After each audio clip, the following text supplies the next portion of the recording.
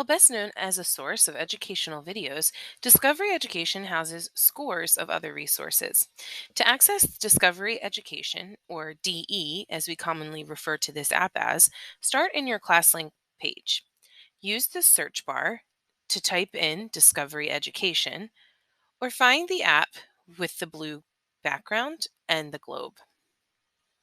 Discovery Education provides compelling, quality content, ready to use activities, useful assessment tools, and professional learning resources to give educators everything they need to facilitate instruction. Once you're in the application, you'll see the teacher dashboard. This page has curriculum packs that come included in our subscription, your recently visited channels, as well as some top news stories. As we look at the top row of buttons, this is where you as the teacher can access your classes and classrooms. This is also where you will be able to access all of the assignments that you have given to students. You will also be able to access the content that you save in your content file folder here. Quiz, Studio, and Assessment Builder will take you to your studio boards, where you can build custom assignments for students.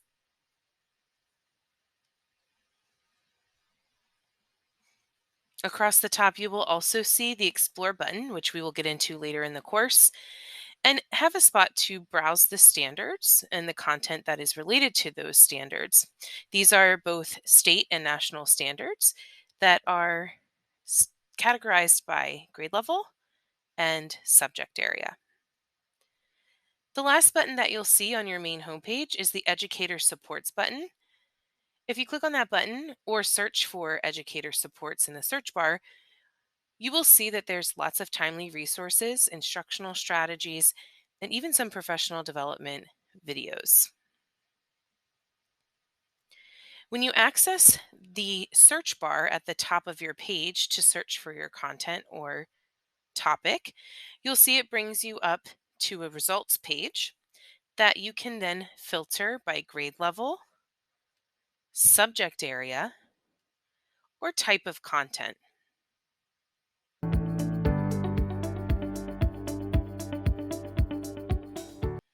Google Workspace for Education is a suite of applications. These files are stored in your Google Drive account, which can be found on ClassLink.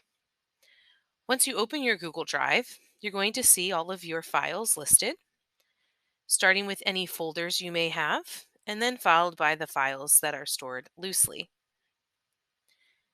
At the top of the page, you're able to search your files by name, type, or owner. You are also able to create in this app. By going to the New button, you can see all of the different Google Suite applications, including Google Docs, Google Sheets, Google Slides, Google Forms. And when you click on the More button, you'll also see Google Drawings and Google Jamboards, which are some of the most popular. To open one of your files, you simply double-click on the file, and it will open a new tab so that you can then begin your editing. Although the applications within Google Drive are different, the toolbar remains largely the same, with your same toolbar editing tools at the top and the Share button off to the right-hand side.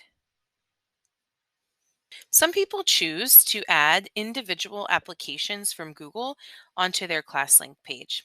And the way to do that is to go to the plus sign where you can open the app library. From here, you would search the name of the application that you're looking for, in this case, Google Docs, and you would simply click on the Add button. Once you've added to your ClassLink, you will see that it's added an application button here. With the magic of ClassLink, it's going to connect to your AACPS account, and it's going to bring you to all of your Google Docs that you have created or that have been shared with you.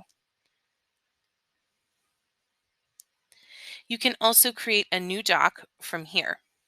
Sometimes people find this easier to search when they know the specific application.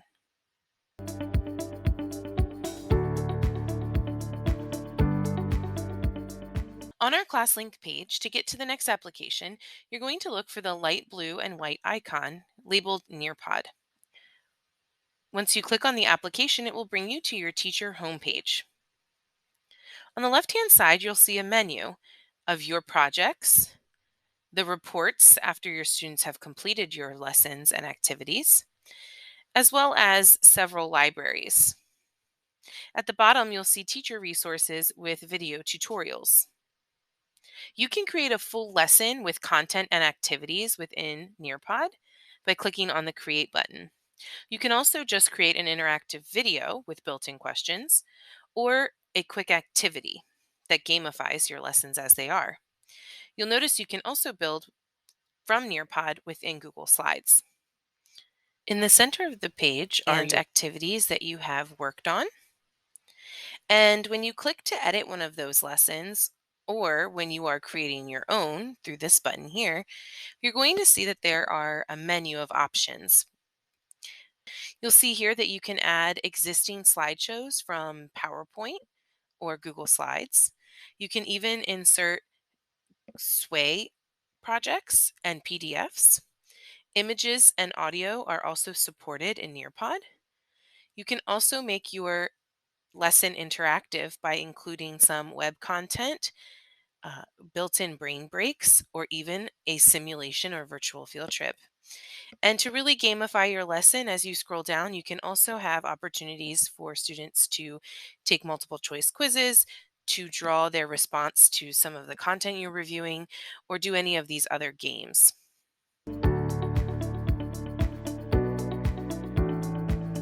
Wixie is a creativity platform that can be found from ClassLink by searching Wixie or clicking on the blue icon with the W.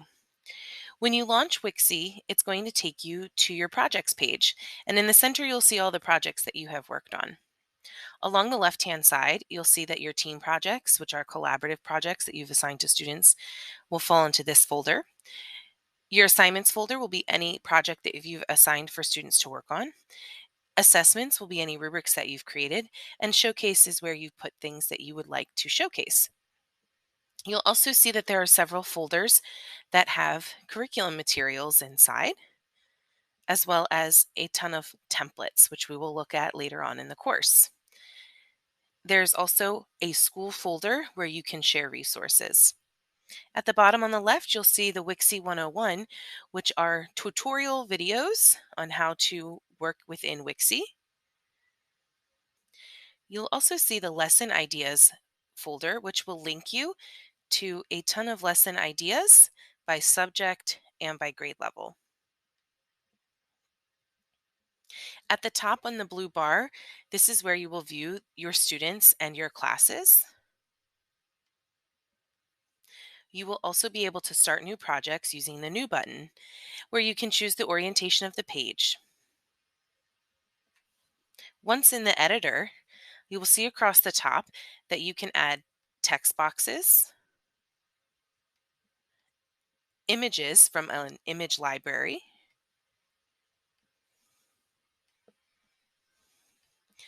as well as record video. These videos connect to your web camera.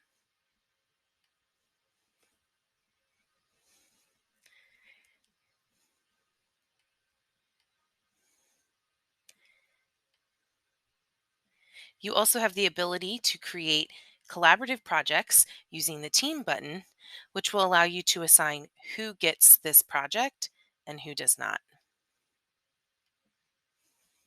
Along the right-hand side, you'll see all of your art tools, including students' ability to record audio and to use their paint tools on the page. There are also shape tools and paint buckets for changing the background. Teachers can add instructions by clicking on the clipboard. They can also be recorded so that students can listen to them over and over again.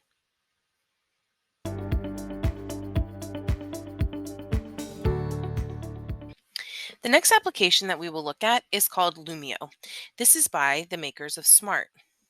Lumio does have an app on ClassLink, but that is for students to access only. Teachers will want to access Lumio by going to Google Drive. Once in Google Drive, you will click on the New button. Then you will scroll to where it says More, which will reveal a menu of other options. You will scroll down to Lumio with the Firefly icon. Lumio will open in a new tab. Across the blue bar, you will see your name along with your class ID. When you click on that class ID, you will see that this is where you manage your class access. This is where you get your link to share the session, as well as the way that you can reset your class ID and allow guest access. Below that, you will see the New button, where you can create a new Lumio presentation. Lumio allows you to use existing resources through the Import Resource button, including PDFs, PowerPoints, Smart Notebooks, or files from Google Drive. You can also include YouTube videos and use the interactives such as PhET and the Desmos calculator. There are several templates that you can use in Lumio. Some of our favorites are in the game-based activities, where you can see teachers can include fill-in-the-blank activities, matching activities, and rank order activities. Teachers can also use the response template as a formative assessment, which will allow them to create different types of questions for students to answer after delivering lesson content. Shout It Out is a great activity which is used for generating ideas.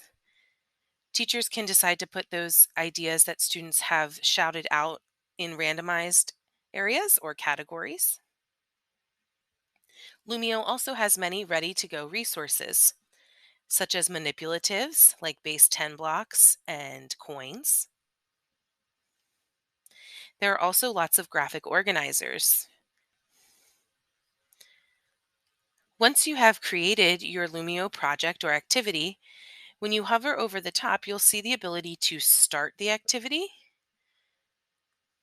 which is what you will use when you are working with students.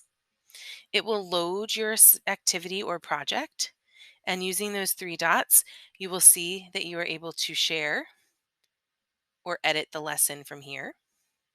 By clicking on the people icon, you can have it teacher-led or student-paced.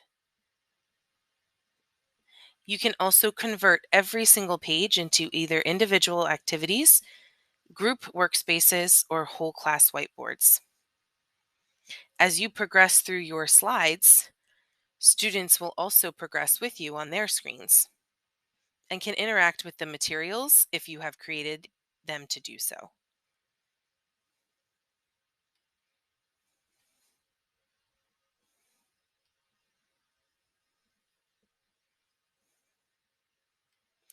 When you're finished, you will go to end the lesson.